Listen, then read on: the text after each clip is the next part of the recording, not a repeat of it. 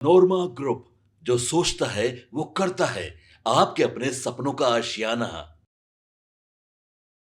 नमस्कार, मैं विकास सिंह राजपूत और आप देख रहे हैं नहले पे दहला। देखिए, नहले पे दहला में आज हम बाबा से जानेंगे बिहार की विधानसभा चुनाव 2025 में भाजपा, जदयू या नीतीश नीतीश लालू फॉर्मूले पर होगी बिहार का चुनाव। आखिरकार बिहार के चुनाव में इस वक्त सभी को इंतजार है सीट शेयरिंग फॉर्मूले को लेकर भी, लेकिन सबसे महत्वपूर्ण सवाल उठ रहा है कि इस चुनाव में कौन सा पार्टी सबसे बेहतरीन प्रदर्शन करेगी और भाजपा, जदयू या नीतीश लालू फॉर्मूले पर होगी बिहार का चुनाव। तो सीधा हम बाबा से जुड़ते हैं और जानते हैं, बाबा, आखिरकार बिहार की राजनीति में सामने विधानसभा की चुनाव है और तमाम पार्टियां तैयारी कर रही है।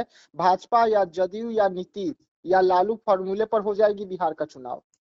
देखिए विकास, 7-8 महीने अभी चुनाव में बाकी हैं और जिस तरह की सियासत बिहार में चल रही है वो पता नहीं क्यों संतुष्ट नहीं कर पा रही है। दोनों ही गठबंधन की परिस्थिति और स्थिति को यदि आप देखें तो दोनों ही गठबंधन में वो जो एक इम्पैक्ट होता है वो देखने को नहीं मिल रहा है। हालांकि दावे तो सभी कर रहे हैं।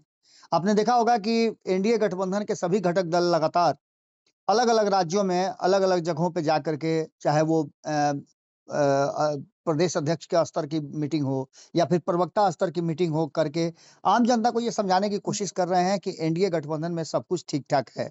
लेकिन नीतीश कुमार की राजनीति और नीतीश कुमार की रणनीति को लेकर के कभी भी आप कोई भी परसेप्शन नहीं बना सकते हैं या दावा नहीं कर सकते हैं कि नीतीश कुमार की ऊँट जो है वो इसी करवट बैठेगा। नीतीश कुमार का ऊँट किस करवट बैठेगा ये कहना बड़ा मुश्किल हो जाता है। हाल-फिलहाल में आपने देखा होगा, कई चुनावों के अगर हम विवेचना करें और कई चुनावों का हम थोड़ा-थोड़ा अगर इम्पैक्ट देखें, तो आपको नज़र आ जाएगा कि 2005 से लेकर के 2020 तक जितने भी चुनाव हुए हैं, चाहे वो लोकसभा के हों या विधानसभा के हों, परिस्थितियाँ हमेशा आपको बदली हुई नज़र आई होगी और नीतीश कुमार नए समीकरण के साथ चुनाव लड़ करके अपने आप को रिवाइव करते हैं। जैसे आपने कभी देखा होगा कि आपका कोई सोफ़ा हो, जो पुराना हो गया हो, तो उस पर आप कपड़ा चेंज करा देते हैं, तो फिर नया जैसा हो जाता है। जी। नीतीश कुमार इसी तरह से कभी इस दल में, कभी उस गठबंधन के साथ लड़ करके और अपने आप को एक बार रिवाइव करते हैं और बिहार की जनता को ये बताने की कोशिश करते हैं, दोनों गठबंधन को ये बताने की कोशिश करते हैं कि वो सर्वश्रेष्ठ है। 2025 के चुनाव में नीतीश कुमार की ताकत कितनी है, ये तो कहना बड़ा मुश्किल होगा, क्योंकि उनके ताकत का परीक्षण एक बार फिर से नए सिरे से होना है, क्योंकि कहा जा रहा है कि नीतीश कुमार पूरी तरह से स्वस्थ नहीं है। जी। खैर इन सारी बातों के साथ-साथ जो वर्तमान परिस्थिति बनी है उसमें भारतीय जनता पार्टी को अगर गौर से देखें, तो साफ-साफ नज़र आता है कि भारतीय जनता पार्टी एक अलग रणनीति पर काम करना शुरू कर चुकी है और भारतीय जनता पार्टी को यह एहसास हो गया है कि नीतीश कुमार से सत्ता हस्तांतरित करा करके अपने पास ले लिया जाए। इसके लिए भारतीय जनता पार्टी की तैयारी लगभग शुरू हो चुकी है और 2024 के लोकसभा चुनाव से ही ये तैयारी कमोबेश देखिए तो शुरू हो चुकी थी। उसमें नीतीश कुमार को छोटा भाई के रूप में 1 सीट कम देकर के ये बात एहसास कराया गया था। इसके बाद आपने देखा होगा कि नीतीश कुमार भले ही ये कहा जा रहा हो कि नीतीश कुमार ही हमारे नेता होंगे, नीतीश कुमार के नेतृत्व में ही चुनाव लड़ा जाएगा, लेकिन मुख्यमंत्री के नाम पर हमेशा भारतीय जनता पार्टी कन्नी काट लेती है। जी। अभी-अभी आपने देखा होगा कि मंत्रिमंडल का विस्तार हुआ। 7 नए सदस्य शामिल किए गए और सभी भारतीय जनता पार्टी की तरफ से थे।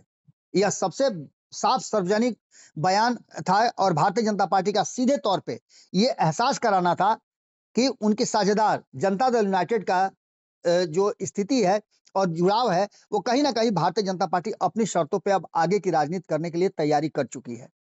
भारतीय जनता पार्टी के पास 36 में से 21 कैबिनेट पद हैं, जबकि जदयू के पास मात्र 13 हैं, जिसमें मुख्यमंत्री नीतीश कुमार भी शामिल हैं। हिंदुस्तानी अवाम पार्टी सेकुलर जो है, उसके 1 मंत्री हैं और बाकी बचे 1 पद पर निर्दलीय हैं।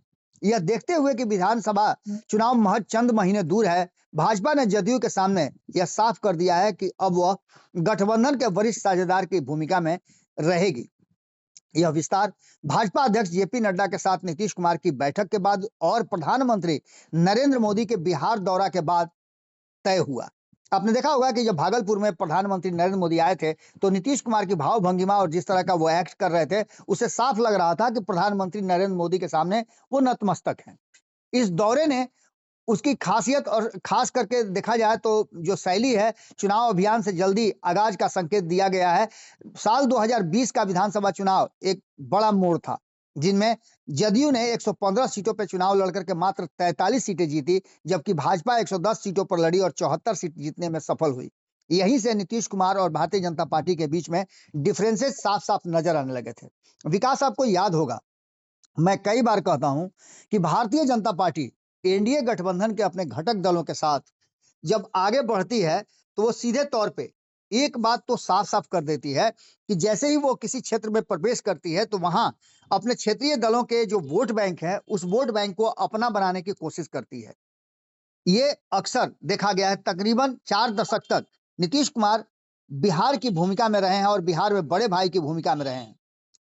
वरिष्ठ साझेदार के रूप में वो सामने से लीड करते रहे हैं। साझेदार में के गठबंधन के जो भी दल रहे हैं वो उनके पीछे पीछे चले हैं। भाजपा ने अति पिछड़ा वर्ग, जिसमें नीतीश कुमार को समर्थन जारी रखा है, कि ओर से संभावित प्रतिकूल प्रतिक्रिया जो है और नीतीश कुमार के इस वोट बैंक को अपने पाले में करने का एक प्रयास किया है। विकास, आप लगातार बिहार के अलग अलग क्षेत्रों में घूम रहे हैं। कई क्षेत्रों में आपने देखा होगा, जब आप लोगों से बातचीत करते हैं तो साफ साफ नजर आता है कि नीतीश कुमार पर अब भारतीय जनता पार्टी हावी होने लगी है। उम्र के 73 साल पूरे करने वाले नीतीश कुमार के सामने 74 साल के नरेंद्र मोदी जब आते हैं तो नीतीश कुमार उनका पैर छूने लगते हैं। ये भी एक आपने अक्सर मंचों पे देखा होगा। दूसरी तरफ लालू प्रसाद, जो कि 76 की उम्र में के पहुंचने के बाद कई बीमारियों से ग्रस्त होने के बाद बिहार की राजनीति में पूरी तरह से सक्रिय हैं। जनता दल यूनाइटेड और भारतीय जनता पार्टी दोनों की रणनीति और जनता दल यूनाइटेड और राष्ट्रीय जनता दल की रणनीति यदि आप देखें तो नीतीश कुमार जब जब राष्ट्रीय जनता दल के साथ जाते हैं तो कहीं ना कहीं उनकी स्थिति बेहतर ही रहती है और जो भारतीय जनता पार्टी के साथ उनको फायदे होते हैं उसमें कमी नहीं होती है, बल्कि उससे बेहतर विकल्प उनके सामने मौजूद रहता है। आपने देखा होगा कि नीतीश कुमार समय समय पर ये बदलते रहते हैं। इसके साथ साथ बहुत सारी बातें सामने नजर आती है। भाजपा सीधे तौर पे अब जो रणनीति अपना रही है उस रणनीति में नीतीश कुमार छोटे भाई की भूमिका में कहीं ना कहीं नजर आने लगे हैं। इन सारी परिस्थितियों को यदि देखा जाए तो साफ साफ नजर आता है कि जो वर्तमान परिस्थिति बनी है उसमें नीतीश कुमार के लिए बहुत सारी ऐसी संभावनाएं बनती हुई दिखाई नहीं दे रही है। नीतीश कुमार जब जब फॉर्मूला बदले हैं या फिर भारतीय जनता पार्टी के फॉर्मूले को छोड़ करके अपने फॉर्मूले पर चुनाव लड़े हैं तो सफल रहे हैं, चाहे वो भाजपा के साथ रहे या राजद के साथ रहे। दोनों परिस्थिति में नीतीश कुमार अपनी शर्तों पर राजनीति करने के लिए जाने जाते हैं। लेकिन 2025 का चुनाव ऐसा लगता नहीं है कि नीतीश कुमार के नेतृत्व और उनके आइडियोलॉजी के साथ उनकी शर्तों पे लड़ा जाएगा। भारतीय जनता पार्टी ने तैयारी कर ली है और एनडीए के घटक दल नीतीश कुमार को नेता तो मानते हैं, लेकिन हर कोई अपने अपने हिसाब से अपनी रणनीति तैयार कर रहा है। भाजपा इसका फायदा उठाने और अपने दबदबे को पुख्ता करने की कोशिश में लगी हुई है। उसके मंत्रियों का जातीय संगठन जो है, कंपोजिशन जो बनाया गया है, वो विभिन्न समुदायों के साथ सीधा जुड़ाव बनाने के लिए नीतीश कुमार पर अपनी निर्भरता को समाप्त करने के लिए एक रणनीति के रूप में साफ साफ नजर आता है। यह उसका पैटर्न के अनुरूप है जिसका पालन भाजपा वर्षों से करती आ रही है। भारतीय जनता पार्टी के बारे में जैसा कि पहले भी मैंने बताया कि अपने क्षेत्रीय दलों के साथ वो गठबंधन तो बनाती है और गठबंधन बना करके उनके जो वोट समूह हैं उस पर वो धीरे धीरे करके अपनी पकड़ बनाने लगती है और सीधा संपर्क कायम करके उनको लाभान्वित करने लगती है, जिससे कि वो अपने पुराने दल या जिन दलों के साथ वो लंबे समय से चले आ रहे हैं उनको छोड़ भारतीय जनता पार्टी की तरफ स्विच कर जाते हैं। इसका सबसे बड़ा उदाहरण महाराष्ट्र आपको देखने को मिला होगा। महाराष्ट्र में आपने देखा कि शिवसेना की जड़ें कितनी मजबूत थी और मातोश्री एक तरह से समझिए कि कानूनी घर माना जाता था। वहीं से सारे जो नियम कानून हैं वो बनते थे और सारे फैसले होते थे। लेकिन भारतीय जनता पार्टी ने इस भ्रांति को भी तोड़ दिया और शिवसेना के वोटरों को अपना बना लिया। पार्टी की टूट किस तरह से हुई ये सब कोई जानते हैं। वर्तमान परिस्थिति में आपने देखा होगा कि और भी कई राज्य हैं जहां भारतीय जनता पार्टी ने, चाहे वो उत्तर प्रदेश की अगर बात कर लें तो वहां भी आपने देखा होगा कि मायावती की स्थिति क्या है।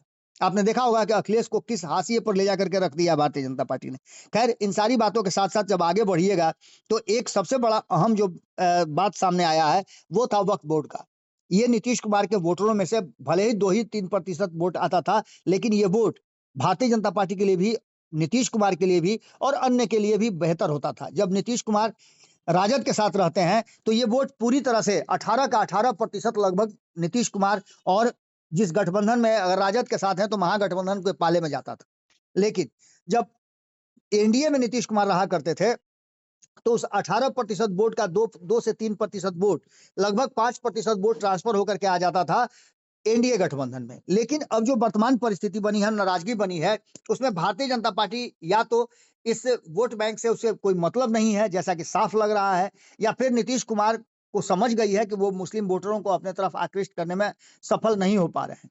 इसको लेकर के अब नीतीश कुमार भी अपनी रणनीति समझ गए हैं। आने वाले समय में एक बात तो साफ-साफ नजर आ रहा है कि नीतीश कुमार भारतीय जनता पार्टी के साथ रहेंगे या फिर नीतीश कुमार अपना पाला बदलेंगे। आगे क्या रणनीति बनाएंगे ये देखना दिलचस्प होगा, लेकिन भारतीय जनता पार्टी अपनी रणनीति पर काम करना शुरू कर चुकी है और साफ-साफ दिख रहा है कि जिस तरीके से भारतीय जनता पार्टी नीतीश कुमार को पीछे करके आगे से लीड करने की कोशिश में लगी हुई है, अपनी रणनीति पे चुनाव लड़ना चाहती है, तो वहीं नीतीश कुमार के पास एक फॉर्मूला लालू वाला भी है, जिस फॉर्मूले को सफल मान करके 2015 में उन्होंने चुनाव लड़ा था।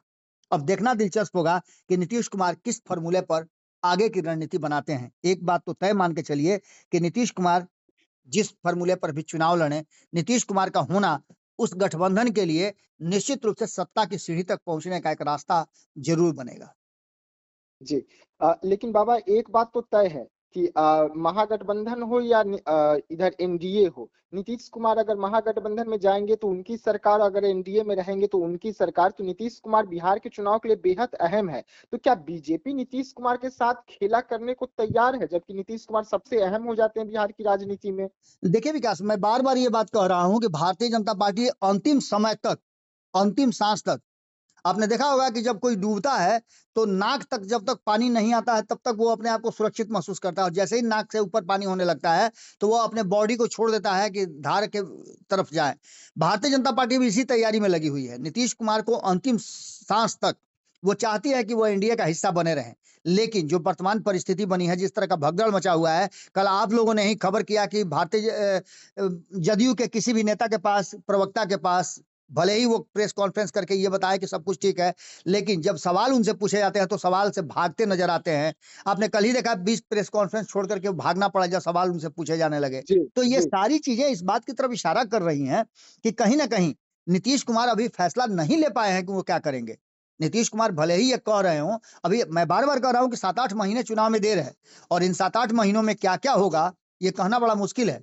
नीतीश कुमार कोई भी फैसला ले सकते हैं, लेकिन भारतीय जनता पार्टी अंत तक चाहेगी कि नीतीश कुमार उसके खेमे में रहें, क्योंकि ये 2025 का चुनाव सिर्फ एक राज्य का चुनाव नहीं है, बल्कि 2029 में होने वाले लोकसभा चुनाव की एक, जो कहा जाता है कि फाउंडेशन, जो स्टोन रखा जाता है, ब्रिक रखा जाता है, उसी तरह से एक माने समझिए कि फाउंडेशन ब्रिक जो है वो रखने की कोशिश की जा रही है। और यहाँ से आप देखिए कि वन नेशन वन इलेक्शन हो, परिसीमन की बात हो, या जो भी बातें हो, सारी चीजें धीरे धीरे करके अब रास्ते पर आने लगेंगी। ऐसे में ये बिहार का चुनाव जो है काफी इंपॉर्टेंट हो जाता है। चलिए, नहले पे दहला देख रहे थे आप, जहां बाबा आपको बता रहे थे 2025 विधानसभा चुनाव को लेकर क्या कुछ अभी से तैयारी चल रही है और किस तरीके से नीतीश कुमार जो है वो अपनी रणनीति बना रहे हैं, बीजेपी अपनी और दूसरी तरफ तेजस्वी यादव अपनी। अब देखने वाली बात होगी कि किसकी रणनीति कितना पास होता है और किसे कितनी विधानसभा में सीट मिलती है। तो ऐसी तमाम खबरों के लिए रहिएगा साथ, दीजिएगा इजाजत। धन्यवाद। आपके सपनों को हमने सजाया है, ई होम्स पैनोरामा को हमने बनाया है। ई होम्स मेरा एक सपना था जिस पे मैं पिछले 4 साल से काम कर रहा था। हमने जो बनाया है वो सबने है माना। ई होम्स पैनोरामा में हो आपका भी आशियाना। और फाइनली हमने 2021 में इस प्रोजेक्ट को लॉन्च किया। बहुत लोग अप्रिशिएट कर रहे हैं कि पूर्णिया जैसे शहर में, बिहार के, एक तो बिहार की बात करें उसमें भी पूर्णिया जैसे छोटे जगह में इस तरह का लाइफस्टाइल देना, ये सुन के हम लोगों को बहुत अच्छा लगता है। ई होम्स में हमने कुछ और भी किया है, जैसे हम जिस जगह में रह रहे हैं हमारे फैमिली सिक्योर हो, उनको सिक्योरिटी का ध्यान में रखा है। आपकी सुविधा और सुरक्षा आपके लिए खास है, ये आपका विश्वास है। इसमें आर्टिफिशियल इंटेलिजेंस का 7 लेयर सिक्योरिटी का हमने इस्तेमाल किया है। लस ग्रीन कैंपस को बनाया है, यदि हमारा बाउंड्री वाल है तो वो वर्टिकल गार्डन है।